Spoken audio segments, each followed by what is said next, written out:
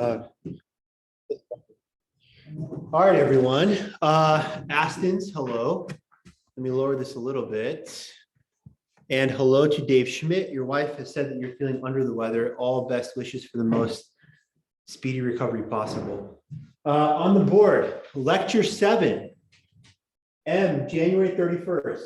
First Manassas or Bull Run is our main focus to the end of 1861. So yes, completing first year of the war. Now, Trish Schmidt, what is that over here that I have? This red, which is the wheels on the bus. What is that, you think? The song. Song. The wheels on the bus go round and round. Our class goes round and round. And we're that guy right there. It looks like a sun. Who is that? It's the itsy bitsy spider trying to go up the water spout of the chronology of our class. Okay, so that's what we're going to do. We're going to keep going forward and forward today. Okay, so I want to begin with the Battle of First Manassas. Please note the Southerners often called the battles after the cities, and the Northerners called the battles after rivers often. So First Manassas, Manassas, Virginia, Manassas Junction is the town. Bull Run Creek runs through Manassas. The North would call it Bull Run. Another famous example, the Battle of Sharpsburg is the town in Maryland, but it's more famously known as Antietam. The North often, again, uses the name of the waterways, the South of the city. There are some battles like Gettysburg, Vicksburg, Atlanta that have just one name, that are so famous, they have one name. But this first battle of the war, First Manassas in the South, First Bull Run, has two. It is, again, at the risk of being repetitious, I am being that already. It is the first major battle of the war, July 21st, 1861. Because if you're like, wait a second, we talked about the first battle of the war previously in earlier classes, April 12th, 1861, Fort Sumter, right? Yes, that's technically where the war opens, but it's more of a shelling, a quick surrender. Remember, tragically, the one kid, Private Daniel Howe, dies in the post-battle salute in surrendering the fort. First Manassas is the real kind of like open in the field classic battle of the war. In Northern Virginia, not too far away from what we call today the DC metropolitan area, all that kind of stuff. Now, this is very, very important, right? Where is the Southern capital at? Where is the Confederate capital? It starts off in Montgomery, Alabama. Where is it quickly moved to? Washington, D.C. Well, that's the North, right? The North's in Washington, D.C. The United States in Washington, as today. Where is the South? Into the sea, is it? No. Dave Schmidt, crushing. Oh. Dave Schmidt has a top hat as his face, I guess, or something, and he wrote Richmond, and it's correct, Richmond, Virginia. Oh. Richmond, Virginia, and Washington, D.C. are only 100 miles apart. So right away, despite the massive expanse of the Confederacy, 11 states, down to Brownsville, Texas, down to Florida, a Confederate state, the U.S., sprawling up northwards to Maine, despite thousands and thousands of miles of distance, the capitals, the nerve centers, are but 100 miles apart. So immediately a thing to consider, in that it's possible a decisive blow can be struck from where armies are massed already in this kind of like larger DC area, and the war might be quickly over. In fact, both sides expect that and hope that. Hope that would be the case. Okay, so the first thing I want to talk about, my friends, is First Manassas or Bull Run equals Augusterliebnis equals July 1914. The paradigm, the mental state I want you in is, especially those of you that took my World War I class, the Battle of First Manassas or Bull Run is precisely the way people felt on the eve of war in Europe in 1914. It's going to be an adventure. It's going to be fun. It's going to be over very quickly. People are probably not even going to die. And this is why it's very, very sad that women and children will actually bring picnic baskets to watch the first Battle of Manassas as if it's a sporting event. The Vandals are playing the Cougs in the Battle of the Palouse. We're going to go tailgate and watch, and completely unaware of what awaits us. Gentlemen, everybody, ladies and gentlemen, the whole room, all people arriving, all you missed, you're coming at a great time, is that the Battle of First Manassas, July 21st, 1861 in Northern Virginia is really the first big battle of the war. Fort Sumter's the shelling of this fort, right? This is the big deal. I'd mentioned that the Confederates often named the battles after the city, Sharpsburg, whereas the North after the creek. That's why Antietam, Sharpsburg, Antietam. Here, First Manassas is the Confederate name. Bull Run is the Northern name. Mentioned that some battles like Atlanta, Gettysburg, Vicksburg only have one name. And you've come at the point now where all I've said is that the lead up to this battle is very comparable to the way the Europeans felt on the eve of World War I. It's going to be fun, a game, wars, football game. And so women and children bring picnic baskets to watch from the bluffs, to watch from far away as these soldiers are going to fight, because no one actually dies. They're just going to fight each other. It's a Vandals football game. That's the kind of attitude. The North has a 6,000 man advantage at First Manassas, 37 to 31,000 men. Okay? 37 to 31,000 men. The North is commanded, if you like military, like nerd stuff, you don't need to know this specifically, but for your information, if you're interested, the generals Irvin McDowell and Robert Patterson, not Robert Pattinson, the guy, the main actor of all the stupid movies, Robert Patterson. Irvin McDowell and Robert Patterson against Joseph E. Johnston. These names are like one letter. It's not Johnson, it's Johnston. John's S-T-O-N, Joseph E. Johnston, a very famous Southern general, and the hero of Fort Sumter. Who is that? Who's our guy? He's here as well. Johnston and this guy are in command. Who? Anderson was the loser at Fort Sumter. You're right. I would definitely give you, no, I'm serious. No jokes. I would give you points. Anderson is the key player on the northern side of Fort Sumter. Who's the southern guy? Stonewall Jackson. No, he's coming soon. Jackson will earn his nickname and play the leading role at First Manassas. Wait 5 minutes maybe, and I'll tell you how that works. He earns that nickname at this battle, actually. He will become the star of this, but the guy who already won stardom at Sumter is here. Beauregard. Pierre Gustave Toutant Beauregard, the very flamboyant savoir-faire, kind of like social graces guy, Louisiana Frenchman. Beauregard, the guy who was the student of Anderson at West Point, who defeats his master to take Fort Sumter, is in command along with Johnston at Manassas Junction, First Manassas, July 21st, 1861, 37 to 31,000, 6,000 man advantage for the North. Okay. The North is the first to attack in the early morning hours. They're planning an offensive. All right, again, I know very, very little about military strategy. Our friend, our Vandal guy, Sam Kreslins, is in the Army. He could fill us in on the kind of like bit by bit details and stuff. I won't pretend to know everything about military strategy because I'm very limited. That is pretty duh. So we have more guys than they do. Let's hit them first, right? Let's attack. It's not, you're not going to fight, right? Bare knuckles. I'm going to punch you in the face first because my goal is to punch you enough times. And you don't punch me and I knock you out or you quit or whatever. Very simple. The North is like, we're going to go on the attack. We have a manpower advantage. Seems like a decent idea. Yes. At 2 in the morning, they attack. Right. And what is the point of doing that? The others are sleeping. Mm-hmm. Excellent. This is not like some kind of scumbag move. How dare you? Under the cover of night, they're flanked there. They're ready. It's like they're not going to do well if they're straggling out of bed, right? Or if some real moron guys were like, "We're here in battle. We're not going to take that seriously. We drank too much moonshine past midnight around the campfire, right?" You might catch your enemy unawares. We have a manpower advantage. Seems like a good idea. Okay, Beauregard though. Beauregard's like, that's exactly what we're going to do. All right. As your fist is flying towards my face, I return. Or I'm going to punch you first, you punch me, or both fists flying equally at the same time. Beauregard's like, let's attack. Let's also do it. It goes well for the North early on. Okay, point number 2. So mutual idea type of attack, carpe diem, literally, the very early DM, 2 o'clock in the morning, as you said, very early morning hours. Confusion, because obviously, confusion also, especially though, listen to this, right? Confusion because the Americans haven't really done a huge battle, especially not on their own soil, since 1815, since the War of 1812.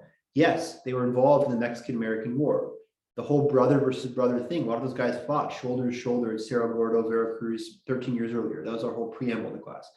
But largely speaking, this is not 100,000, 200, 500,000 men like in the Great War, but 68,000 men on a battlefield is a significant number.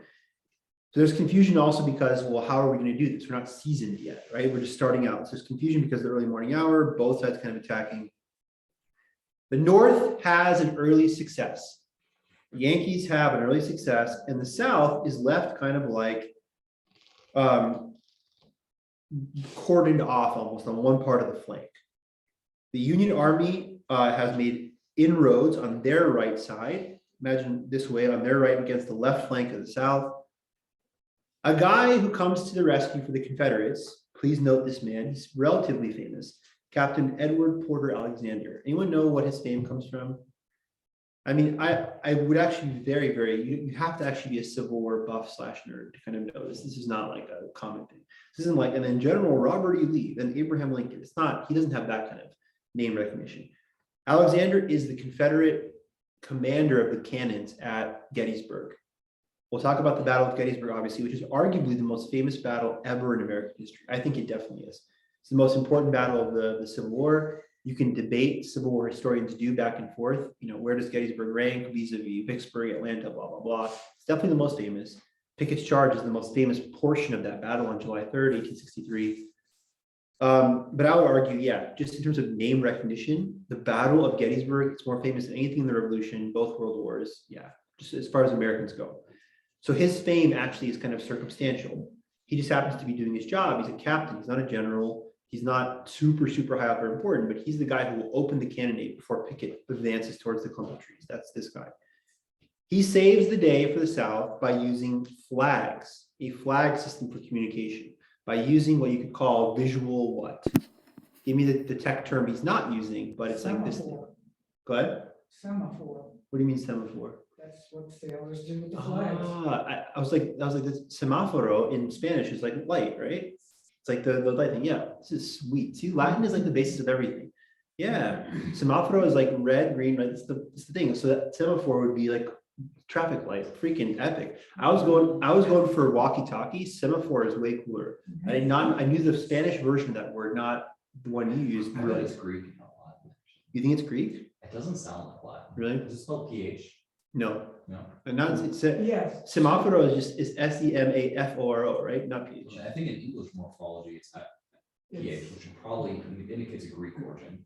Well, The Navy was I using semaphore. completely during trust you World on War II. that. To really, yeah, go ahead. The Navy was using semaphore during World War II it was a kind of ship to ship thing, so they didn't have to use it. Good. Okay, perfect. Which you think about code breaking or something, or whatever, etc. Maybe it's even if you can do visuals and kind of leave no trace or whatever, or not. I mean, I don't know. Semaphore way better than what I was thinking. I'm serious. It is. It's the first time, though. It's the first time this method on a battlefield has been put to use successfully, historians say. Okay. What does Alexander signal? He tells people, hey, our left flank is getting hammered pretty hard. Please send blank. And I'm not going to even, the word, right? I'm not even quiz you on this. If anyone doesn't know, please send reinforcements. You're like, please send chocolate bunnies or something. You have to be in class. Everyone knows.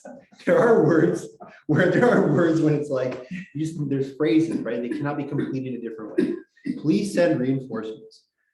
All right, the North keeps crushing. The initial wave of Northern troops breaks the Confederate line, and the Confederate forces will eventually coalesce on a little plateau known as Henry Hill House. All right, guys, this is by far the most detail I'm going to give you of a battle today. Like, we're going to go deep detail on Gettysburg, Vicksburg. I'm just saying today, like, if you're like, I hope you're liking this, but you're like, this is too much detail in battle, the rest is going to be just like the results. So just so you know, they coalesce on this thing called Henry Hill House. All right, and the fighting is fierce. All right, if you're reading like the McPherson book, any kind of like historical narratives, they use these kind of just like, they throw around these phrases that they're not bad. I mean, they talk about what's going on, but just kind of, the fighting was fierce. It was intense. It was a hot day. The smoke crowded out the sun, etc. It's that kind of moment. The early push of the North and the confusion and the North's success on the right has slowed down a little. The North keeps pushing, but it's now broken down into this part of the day. We're getting into maybe like 9, 10 in the morning, 11, close to noon. It's broken down into kind of a melee. What is this term called in military history? The blank of blank. What is this called? This is not an obvious one. Brilliant. Thank you, sir. Exactly. Fog of war. I don't know my own name. I can't hear. The cannons are smashing my eardrums. To kind of, yeah, that kind of scene. The Northern troops keep coming. And then this dude, Thomas J. Jackson. Who is Jackson? He's commanding a brigade of Virginia soldiers. What is Jackson's deal? Anyone know anything about Jackson? We're going to go, right now, we're going to go into the footnotes. Jackson is Thomas J. Jackson. I'm not going to call him by his nickname yet because he still hasn't earned it. He's going to earn it in this freaking battle now. But Thomas J. Jackson is the hero of this battle. We're going to tell you why. Anyone know anything about him? How weird do you think he was? On a scale of 0 to 10, 0 is like just the person is total square, drinks their warm milk before bed, takes their vitamins. 5 is someone who's a little bit edgy. 10 is like, that guy's nuts. How weird do you think Jackson is? He's gotta be a 10. He's way over 10. He's psycho. And I say that in a very like good way. Jackson was really a weird hypochondriac. He would stand at times like this with one arm raised in the air because he thought it balanced his blood. Like he'd be standing in the corner. He would sleep vertical against a wall. He thought it was better for his health. He sometimes would eat nothing but crackers and milk and like lemon rinds. Interestingly enough, he's a Southern guy, right? And you think like, oh, he's a racist, like that kind of the way our Twitter historians.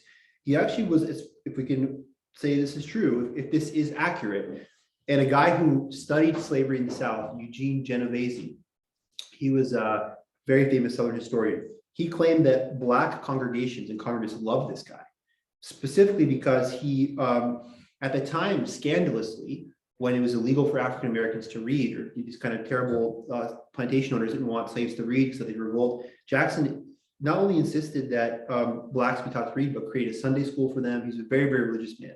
He's a devout Calvinist. He was more Calvinist than everyone at Christ Church combined. And in fact, why is this good as a general? Let's be very simplistic. Calvinists believe what doctrine? Predestination. No human free will. So Jackson literally was like this. Jackson was like, I will die at exactly the moment when God decides. And that's why he would always be like passed out on a battlefield, like asleep. And he'd be like, boom, boom, boom, boom, boom. Like, and he's like, they'd be like, what are you doing? You're nuts. And he'd be like sleeping in a tree, like, aren't you scared? He's like, I'm not scared at all. Like, if God wants me to die at 2:45, I'll die now if I was like under a bunker. He's like, I don't care. So Jackson, I would want only Calvinist generals for my Catholic army.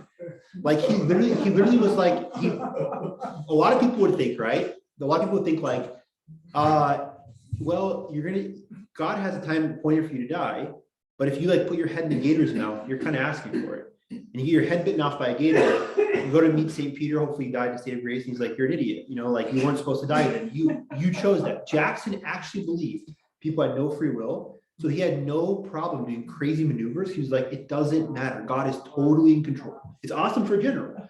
He didn't care at all. Like he would be sleeping under a tree, like over his head and be like, he just didn't care. He's like, God is so in control. It's awesome. I do not like predestination at all. I think predestination is a terrible doctrine, heretical, blasphemous doctrine. Fully believe in the balanced Catholic position of, how concupiscence has weakened our free will, we still have it. But in terms of generals, give me only Calvinist generals, please.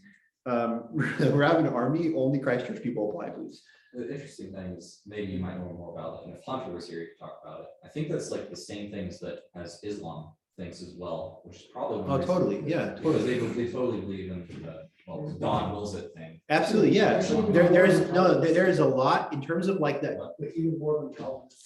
Yes, Yeah. that's a brilliant comparison. No, I can affirm that cleanly, that there are definitely very strong parallels, philosophically speaking, by the way that someone who's a devout Muslim and devout Calvinist looks at the kind of the unbreakable will of God, the set will of God. So yeah, you're exactly right.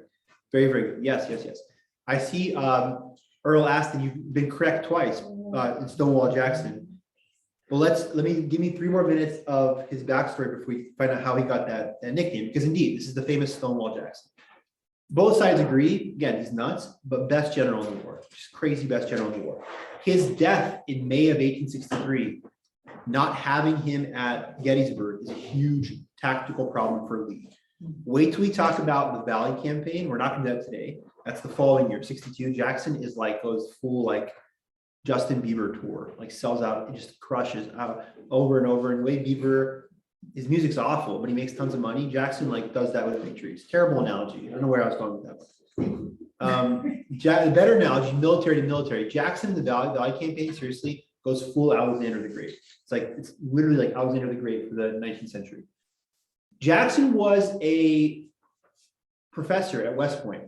Okay, he finished 17th out of 59 in his class at West Point. So he was like, whatever. I mean, that's not bad, but not. Oh, what do you call the guy who graduated last in medical school? Doctor. Like, it's true. Like, it doesn't matter, but it's like he's not. Like Robert E. Lee, I think, was like first GPA 4.0, second in his class. Yeah, with no demerits though, no bad behavior, like never got drunk, never talked to a woman, like all this kind of stuff. Like Jackson is like he's like whatever.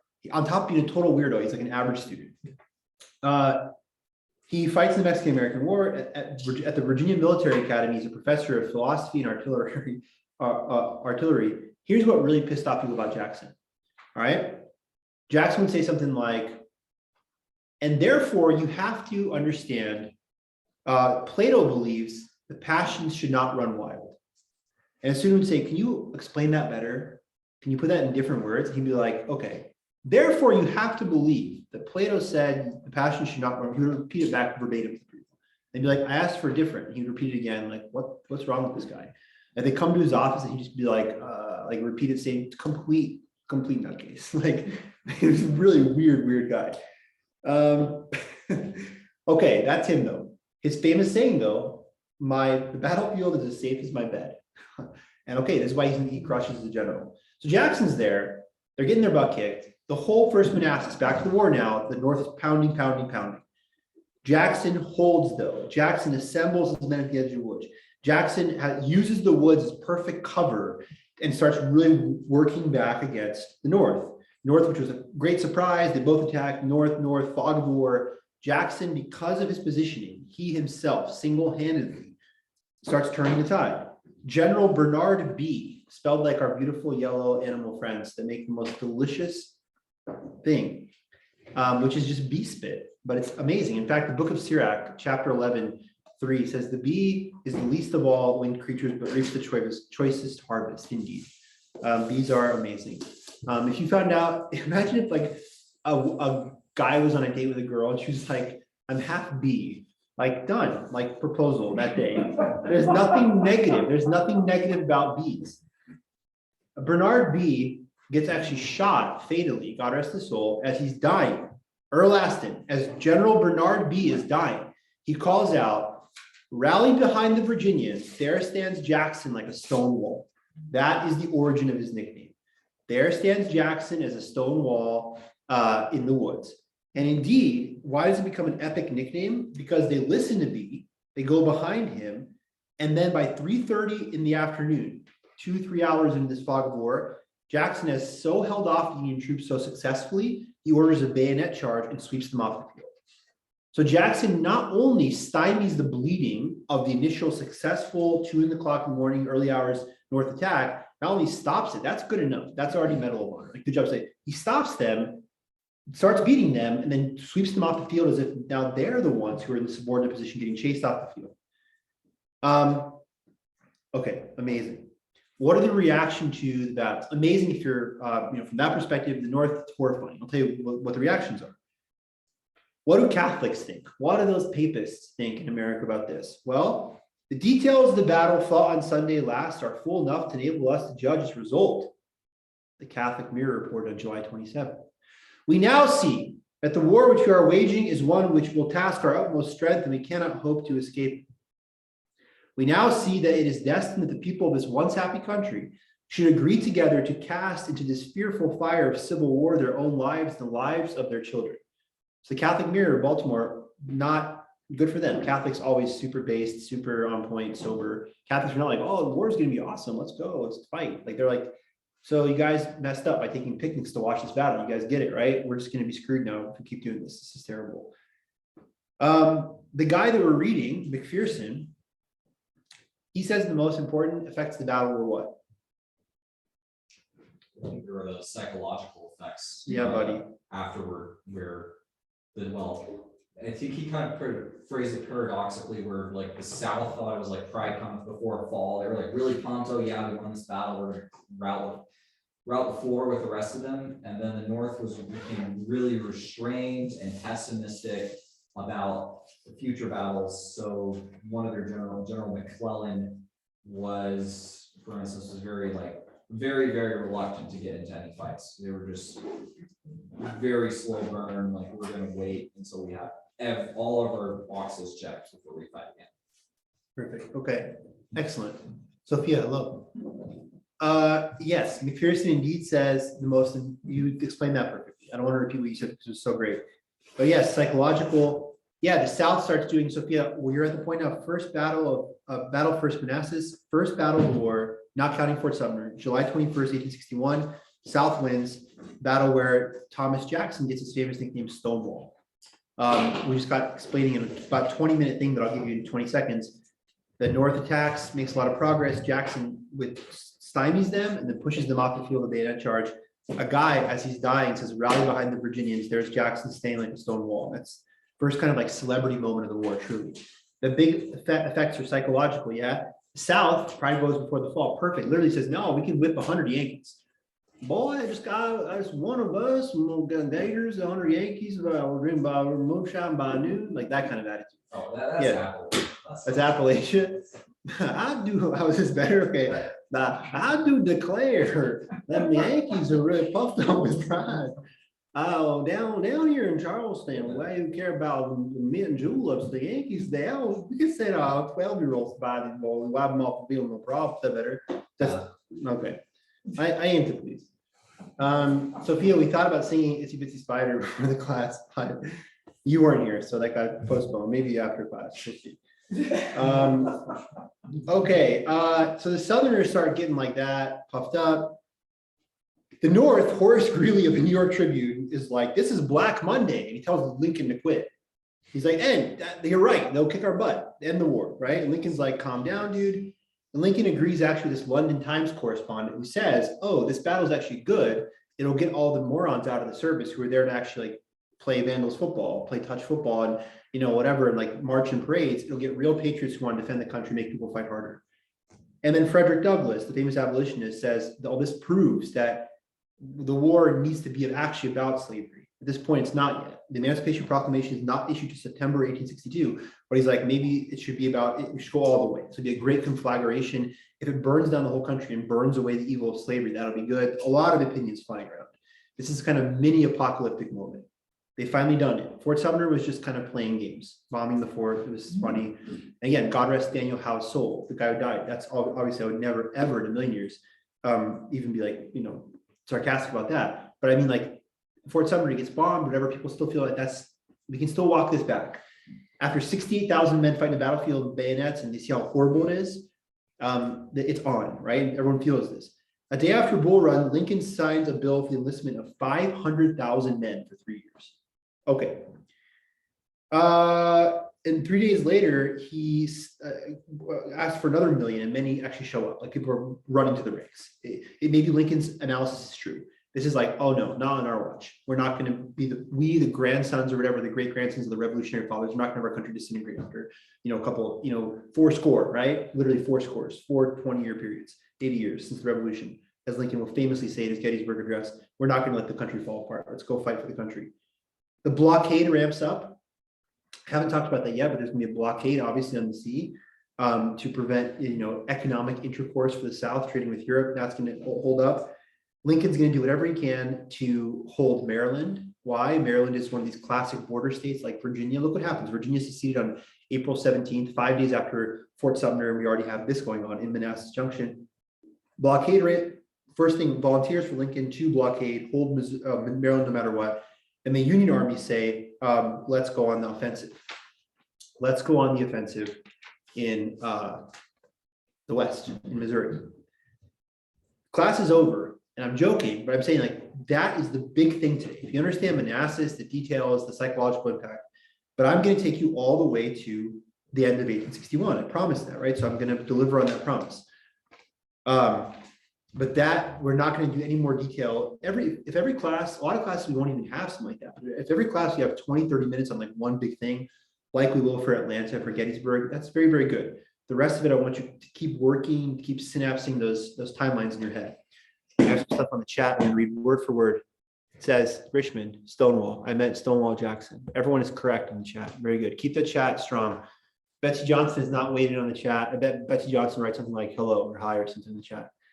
You can't write that now, Betsy, because I preempted you. So July 22nd, Irvin McDowell, you're fired.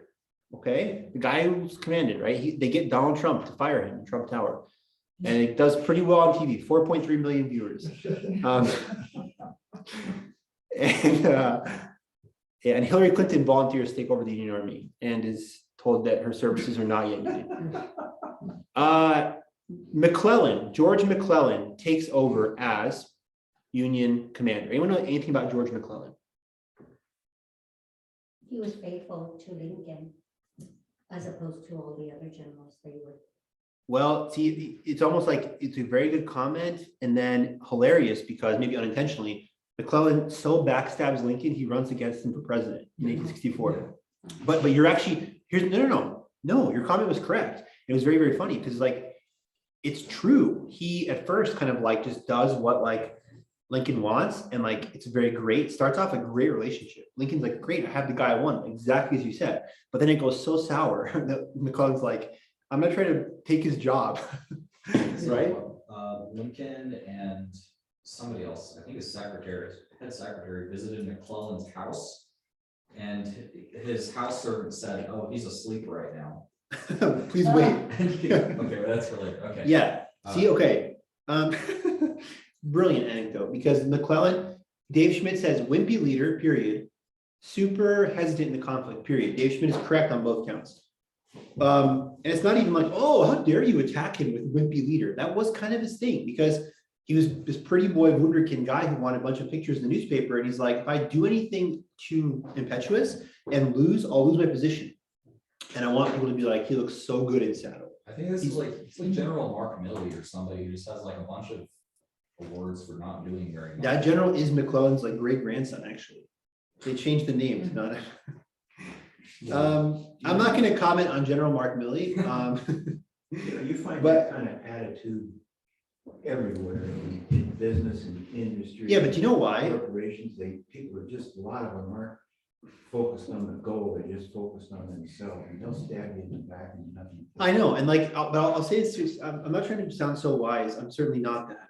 But I really am just coming to you. Betsy Johnson is in the house. Hello, Betsy, you are in two places at once. I see your face on the Zoom chat and here. Yes, well, that's why I couldn't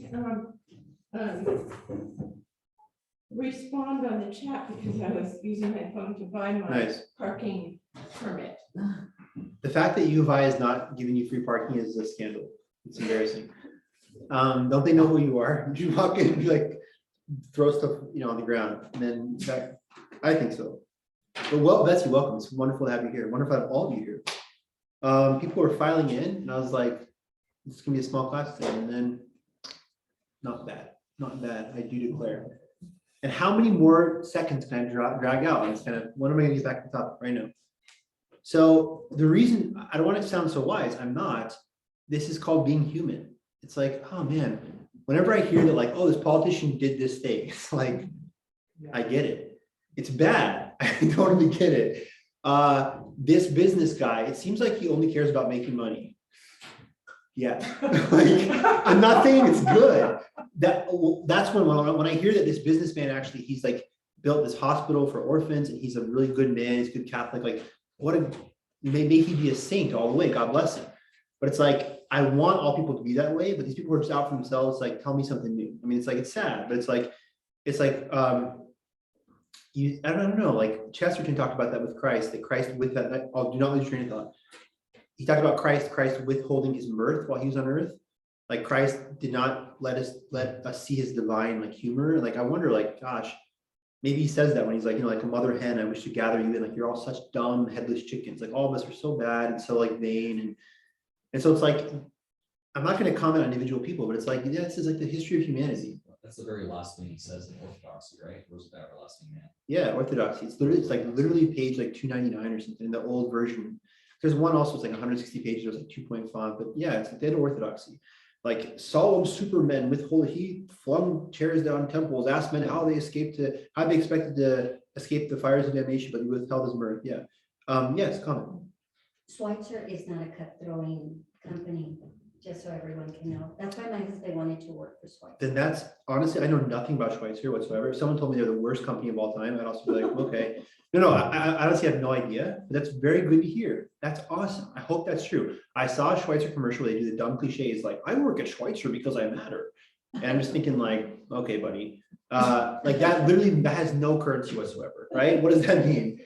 Here, I'm not just a faceless, nameless robot. I have a name and it's Joe. And the boss, when he comes in, he's like, hey, Mark, I mean, Joe. Okay, that's wonderful to hear. Thank God. Sure that That's good. I'm serious. Like, my husband's happy. I believe you. And it's like, that's very good to hear. And I want to have more of that. But it's kind of like when I hear the opposite, I'm not surprised at all. Oh, these women in the office hated each other. There's so much drama. It's like, great, like, right? Like, what's new? Well, McClellan is this guy. McClellan actually started the original version of Keeping Up with the Kardashians. And it was called Mind the McClellans. Mind how great they are and how you're not. You're nothing. He came from like Philadelphia royalty on Twitter the whole time. That's what he spent his days doing. Sleeping, like you said, making the president wait in the kind of like antechamber of his house.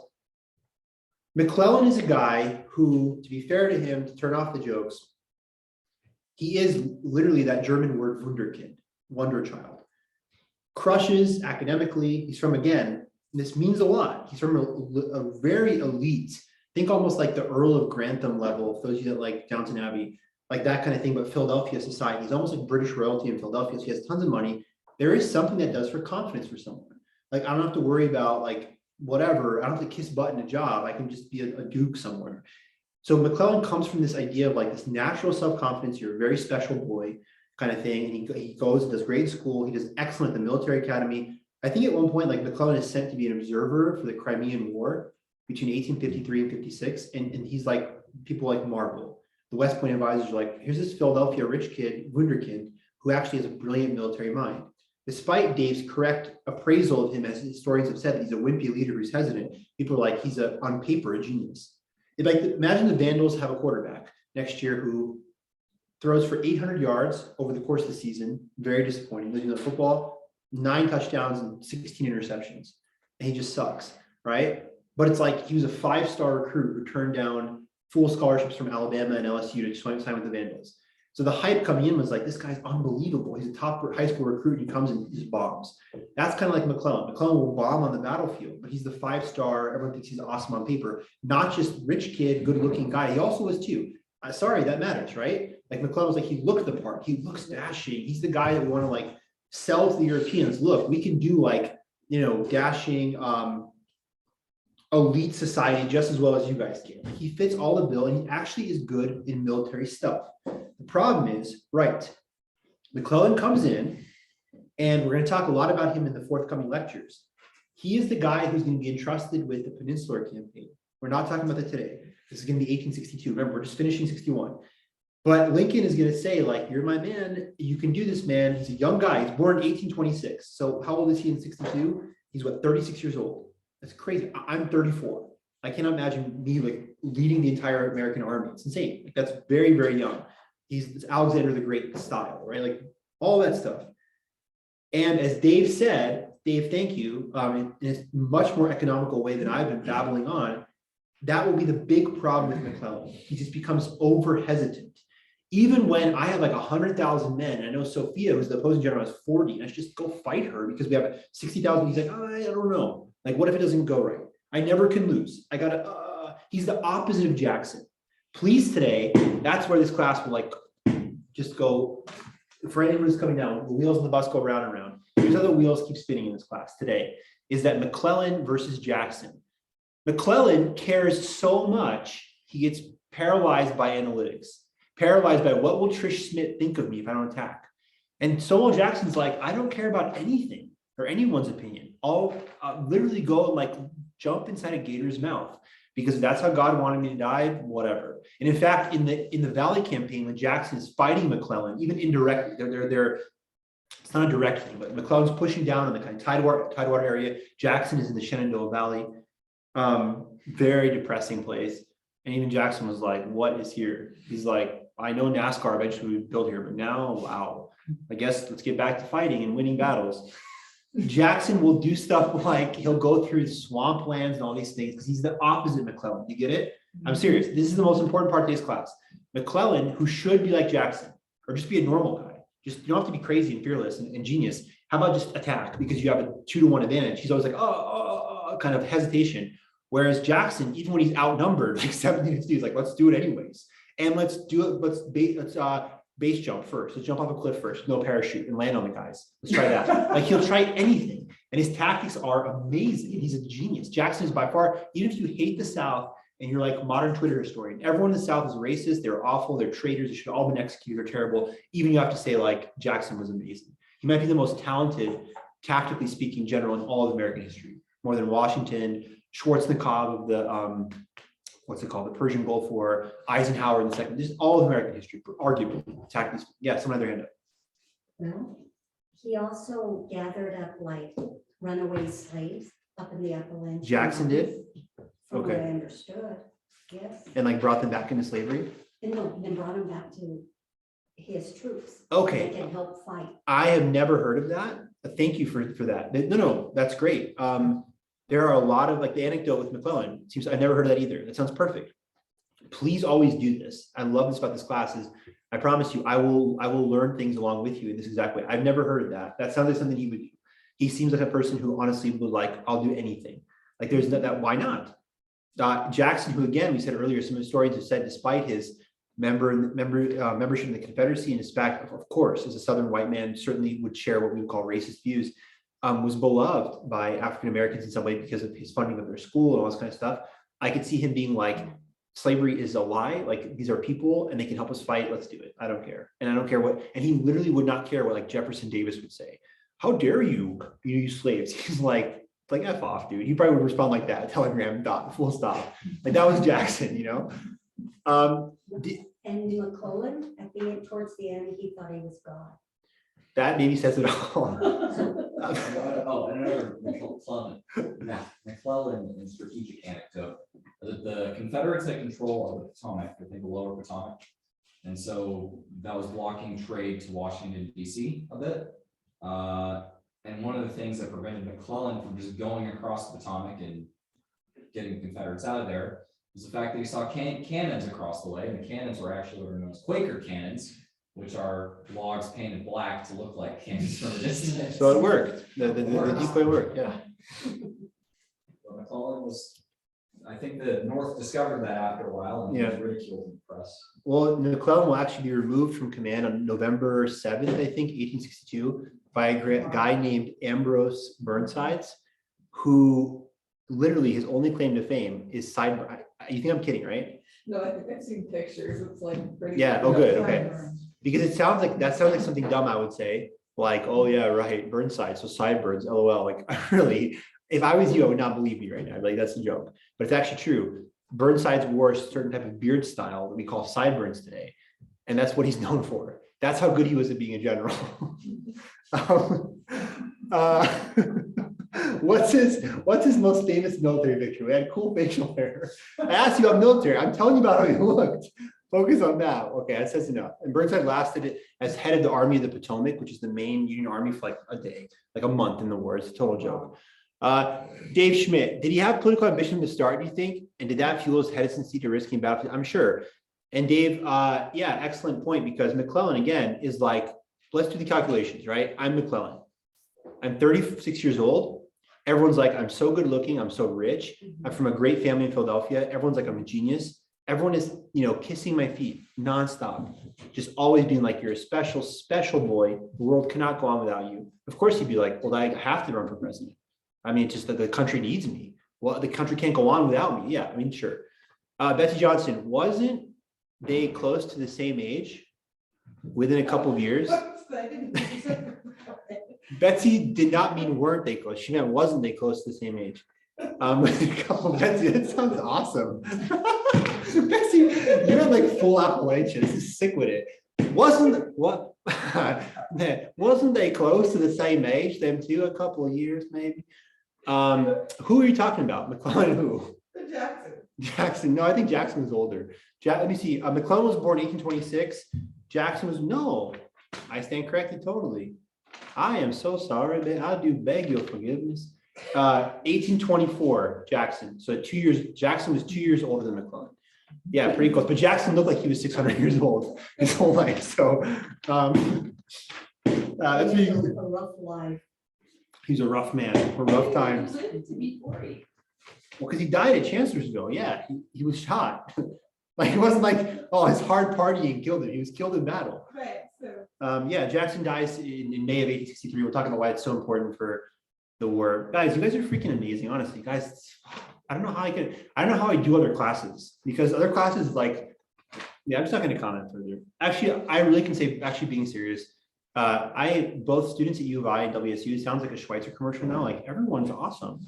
But I'm serious, they are so great. I don't know what people talk about the generation like today sucks. Like people are super smart and great, at least from my vantage point. Maybe people have different metrics. Like maybe your job is to like walk past the frat houses and you see the debauchery going on, you're like, we're screwed.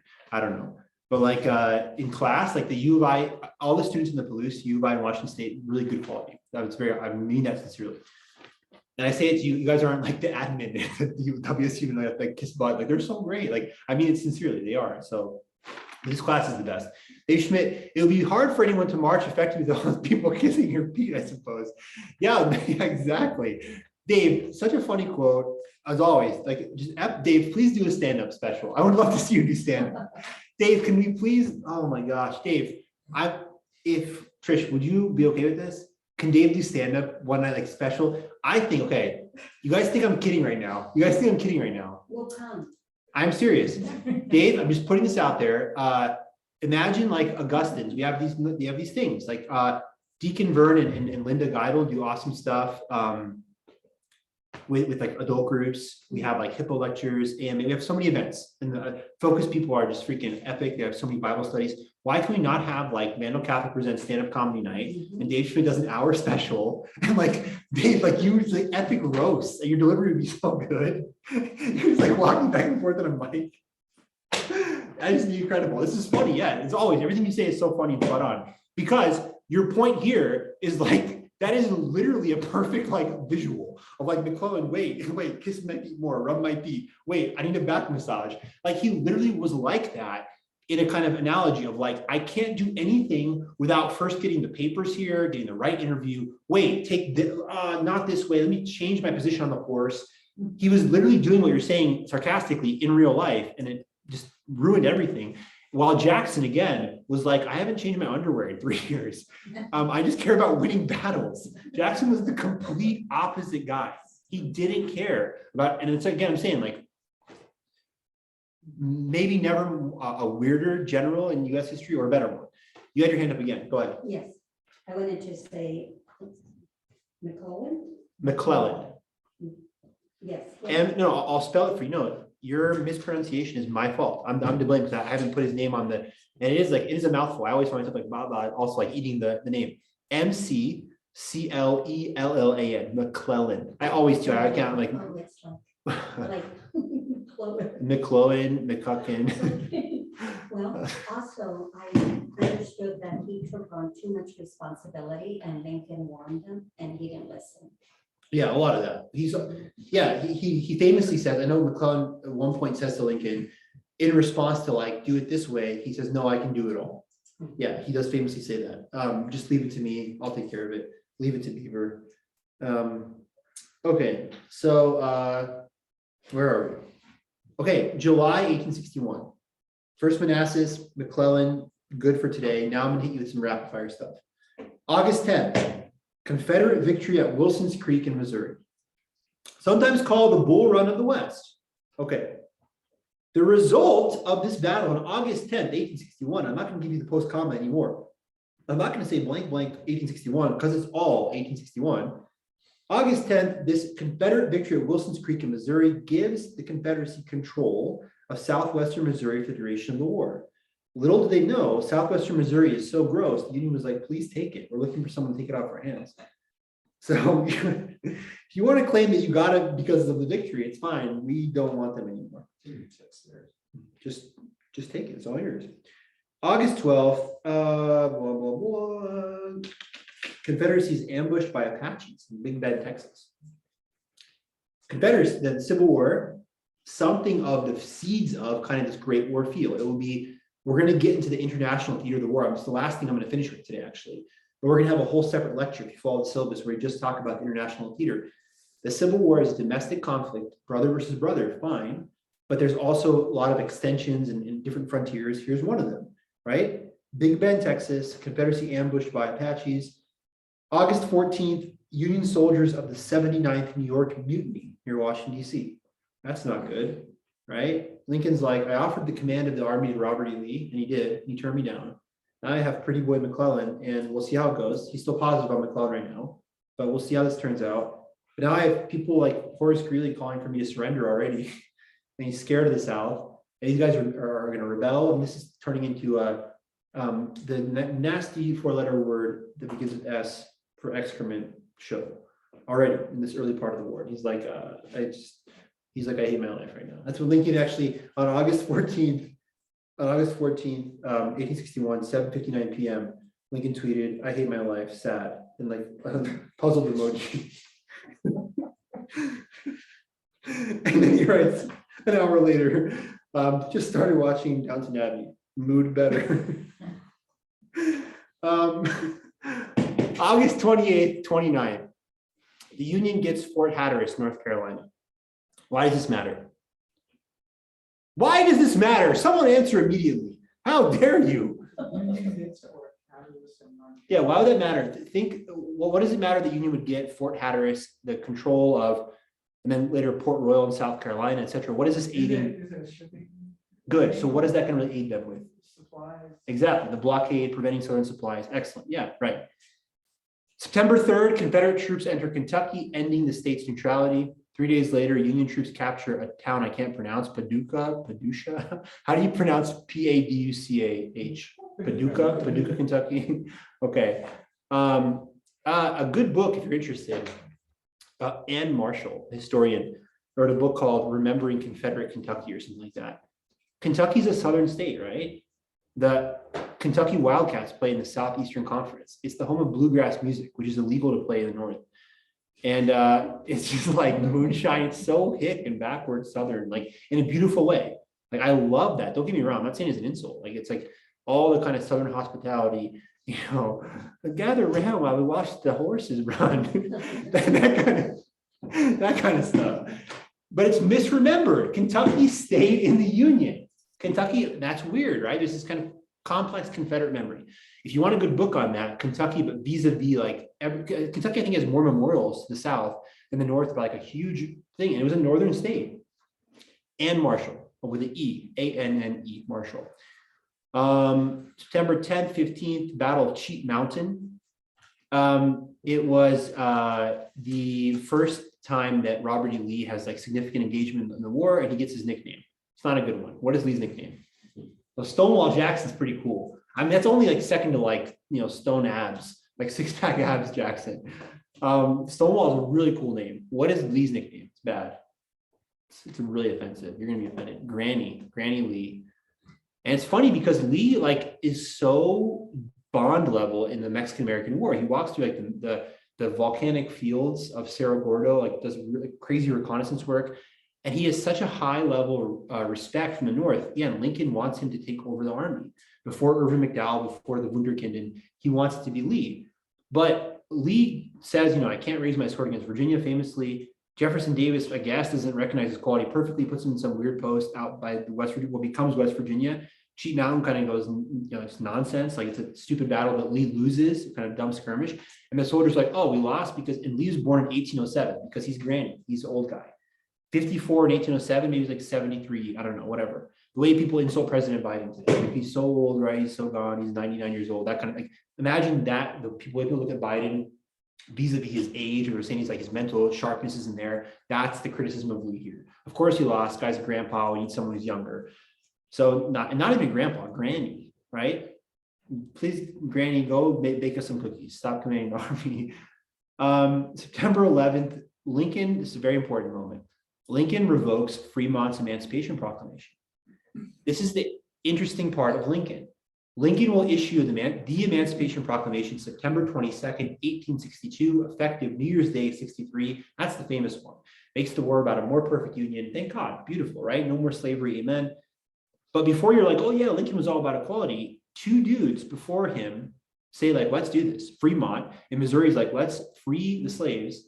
Maybe they can fight on our side. Let's just end slavery. This is dumb. We want to do this anyways, right? We're Northerners. We're not backward, hick Southern guys who like this kind of nonsense anyways. And Lincoln says no. And then General Hunter, David Hunter, a guy in Florida, same thing. And Lincoln's like, no. So Lincoln actually twice is faithful to what he said in his first inaugural. Remember, I can't do it, but it complicates his legacy. Just the great emancipator. The first chance he got, he said no more slavery. No. Twice actually guys say, let's do it. He's like, no, you can't do it. Okay. Am I saying that's because Lincoln's such a terrible, bad, racist, evil, bad guy, I hate Lincoln? No, I'm not. I'm just saying that this class will hopefully complicate your kind of simple binaries of like, this guy, good guy, this guy, bad guy. All right. September 20th, Lexington, Missouri falls to Confederate General Sterling Price. He's also, I don't know why he doesn't say it, but he was big into the silver business. You guys get it? Sterling silver. Okay, so the Confederacy is making, that was a really good one right there. See, Dave, I can't do stand-up. You have to do your stand-up special. Dave, please come up. Dave, I swear to you, what I was gonna say earlier was like, Trish, let him do it, please. Please let him do it. Don't be embarrassed. It'd be good. It'd be really funny. Don't be like, it'll be embarrassing to our family. It'd be hilarious. Let him go up and just like do his thing. I say free Dave Schmidt, allow him. Can I make an interjection about like, why are these territories important? Like, It's why none do of your we care- business at all. No. just Why none of do your we business. care about like all these hills in Missouri and Arkansas, Kentucky, and Tennessee? You know, there's nothing there, not good for farming, right? Why does the Confederate war effort care about? Why does the Union care about? Sure, a lot of it. Okay, that's a Because, well, sorry. Go. It's because of gunpowder. Gunpowder at the time was often made through bat guano. And this is like the most cave pot place. And there's flint and other things as well. But there is so many caves that if you throw a rock, it's more likely to hit a cave than something else. In this northern Arkansas, southern Missouri, and much of Kentucky and Tennessee. And so if you're like, they're literally shoveling out, shovel after shovel of bat poop so that they can make saltpeter and make gunpowder. So that's why you care about some of this terrain. Excellent. Thank you for that. And I'll that is way more the beautiful, sophisticated answer and very correct and true. And there's a lot of economic considerations that we'll consider later in the class with money and greenbacks and banking and the riots in New York City. But also I would say in a general sense too, think about just proximity. Like Kentucky's this, place where famously Henry Clay, 3 of his sons fight for one side, 4 for the other. The troops are there, the war is on, you're almost playing, no pun intended to your quote, with gunpowder, where it's like, okay, they're there, let's fight. It's the Edmund Hillary thing, I climbed Everest because it was there. Why do we fight in this middle of our place? Because the other guys were there, they're bad guys, we're fighting them, and I want to fight people. There's a lot of soldiers who just wanted to fight someone, like they loved it, they loved war. And that the most Stonewall Jackson guys, I don't care about anything, I just want to go fight. So like there are definitely these considerations. You're exactly correct. There's also a thing too where it's like there's some guys who are like, I don't even care if like the war's over and like we took Washington or vice versa. I want to fight people. It sounds fun. There are some guys who are so nuts even that even when they see the realities of war and the kind of horrible amputations with just alcohol, no anesthetics, no sanitary, just the horrible suffering. You're still like, my life is so boring on the frontier here that like this is fun. So there's also the proximity to the massing of troops. Kentucky is a great example when so many different, both sides are passing through trying to establish influence when it's obvious that the lines are drawn. Like Quantrill, this famous guy, who's like he was a kind of rough riding vigilante fighter. Like he just wants to go fight people. Like he wants to go, Bleeding Kansas for him was great because there's lines that people say this guy's a bad guy and we're good, or I don't even care if we're good, which other side, this can be a fun football game type stuff. the people most disabused of the football spectator people are the actual people watching First Manassas. So I can't believe I came to watch and like my poor cousin got his head blown off with a cannonball. It's shocking. But some of the guys were so rough around the edges, but I just like, this is great. Like there were some people even after the First World War, they did interviews and they would say like, that was the best part of my life by far. But I got shot 5 times, like gassed. My life sucked before and sucked after. But not because of the battle, it just sucked because I couldn't fight all the time. I just loved being in a trench. It was so exciting. Like there are people that are like that, right? Why do people, I have no desire ever to skydive. I think it's so dumb. And some people like they live for that. Like because they just love the idea of like I could almost die. Like I remember playing when I was 14 years old, playing pickup soccer. Yes, I'll never forget this guy because he was this guy. He was this guy I'm talking about. And he was doing the worst cheap shots. It's soccer, it's not football. First of all, I don't know why I was playing soccer. I apologize. But we were playing soccer, and he was just like running to people and just like laid them out, just like elbow to the, just like wrestling moves almost, just dirty play. And it's pickup. There's no rest, whatever. So at one point he's running, and I like hit this guy really hard from the side, and he got crushed and like fell back into the barbed wire fence basically. I'm like, oh, it's like I went too far. And he got up and hugged me. He's like, yeah, I love it. Like he was like bleeding. He's like, thank you. So this is a guy, like, to his credit, who like he would cheap shot you, but he wanted you to hit him. And like he just loved being hitting people. And there are people in the war who'd be like, oh, I got shot, sweet. You know, I can't wait to show my girl this back home, you know, like girls love this, right? Like this hole right here, like some people were that nuts. So like, sorry for the whole rabbit hole, but your answer is way better, way more sophisticated, way more like, no, rational. But also think that all across the front, when men were masked, a lot of people just wanted to fight people, just period, for no other reason. Long Lincoln quote from Dave Schmidt, dated August 22nd, 1862. Abraham Lincoln, my paramount objective in the struggle is to save the Union, and is not either to save or to destroy slavery. If I could save the Union without freeing any slave, I would do it. If I could save it by freeing all the slaves, I would do it. If I could save it by freeing some, leaving others alone, I would do that. What I do about slavery and the colored race, I do because I believe it helps to save this union. Yeah, that is Lincoln. Lincoln's a pragmatist politician who actually has nice, commendable equality proclivities. He's not for slavery, but he is not the way history makes him out to be. He's not like some evangelist for race relations or something. He just says like, I don't care, it doesn't matter, like whatever helps us win. And I don't think enough historians talk about that because there's this Twitter historian thing of like the South was so quote unquote evil and they're all so bad. We have to conversely make Lincoln to be so holy and amazing. If we say that they had basically the same views, then we can't tell people in public schools like Lincoln is the best and the South is awful. Like we have to make these stark kind of comparisons, right? It's like what the story with Washington, he chopped down the cherry tree and what, like apologize or something, right? He didn't tell the story, his grandpa was still pissed. He's like, yeah, but you chopped down my cherry tree. Like the story ends there. Like he was so honest. Well, the grandfather gave him a good, behind the shed whooping for that. That never gets put in there. That part doesn't get put in there. These kids these days, right? Right? Am I right? Okay. So let's see. We talked about sterling silver price, all these people. The first ironclad ships. I say ships because wow, if you saw them, like that's a boat. It's kind of saying like that, what I just watched the Kibbie Dome, that was football. I mean, you call it football. I love the Vandals. I joke because I love. There's the Vandals are my favorite team in the whole world. And I also am being dead serious. The Vandals are awesome. Someone was saying it once. I think we got a new football coach, right? Is that correct? You guys got a new football coach? Anyone know this? Yeah. Yeah. Someone said that they were going to hire Rolovich, the former WSU coach, because Rolovich apparently like would go to the Kibbie Dome because he's like a Jackson weirdo guy in a good way. He loved the Kibbie Dome, like I do. All of us weirdos think the Kibbie Dome is like an architectural marvel. I was like, dang, that would have been cool. God bless the coach whoever they got. I'm sure he's an amazing guy qualified for the job. It's like, man, they could have got Rolovich. It would have been so epic. All right. November 8th, last part of 1861, the Trent Affair.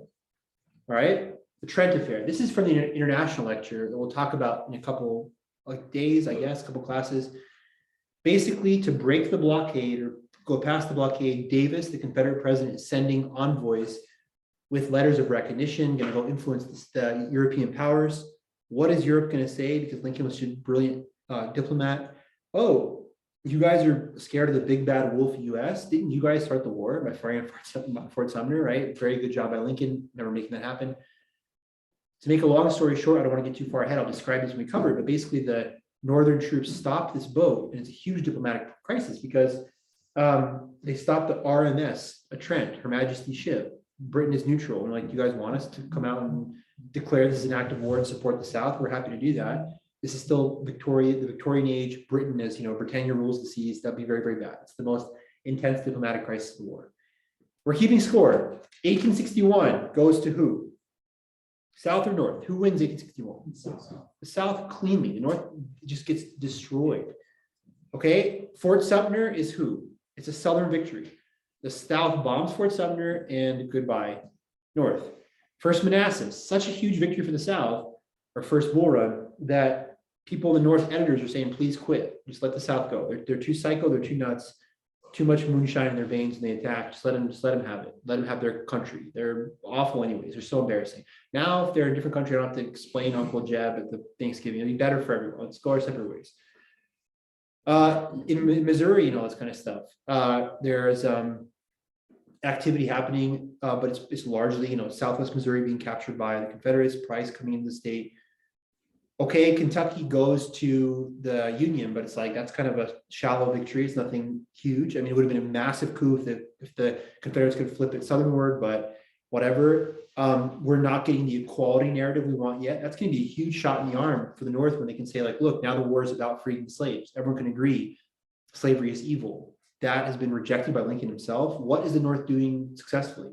People in the North are getting angry at Lincoln because he suspends habeas corpus soon. He's acting without congressional approval. He's becoming a tyrant. Maybe people in the North, Catholic editors especially, will be saying, oh, all those things being launched at Lincoln and he's a tyrant. I think I kind of agree. He's our tyrant. I want the Union to stay together, but it's not looking good. His approval rating is low, whatever. What is going to help the North, though, my friends? Let me answer the South question first. Please note this. The South does not need to win the war. They need to what? Just not lose. Stalemate. Just stalemate. Exactly. Because if things stay like status quo, they've already seceded, then that's going to be a new country. That's a Southern advantage. But the North advantage, they have 27 million people compared to 9 million in the South. In 9 million, basically half were enslaved. In the South, here where it's absolutely correct, you'd be like, it's so racist, they will not grant equality to these people, and they could have, slaves fight on their side. So it's really 27, like 5 million people, massive advantage in all the industries in the North. So the South has the advantage of just stalemate, but the South, the clock is ticking against them. The longer the blockade and how effective it is stays, and if they can't produce industry they need for war material and the manpower, and in fact, Ulysses S. Grant, you know why he's such a good general? Because he's a horrible, like, human rights guy. Because he's like, yeah, you 12,000 guys just go die. We're just going to do wars of attrition. Every man that on our side dies can be replaced by 3 men. The South can't lose 1 person because they're outnumbered. So at the end, when Grant and Sherman get down to business in late 1864, there's no tactics involved. There's no this awesome Jackson type maneuvering. It's just World War I style, no man's land, get eaten alive by machine guns. Well, we can replace our people. That's for later on.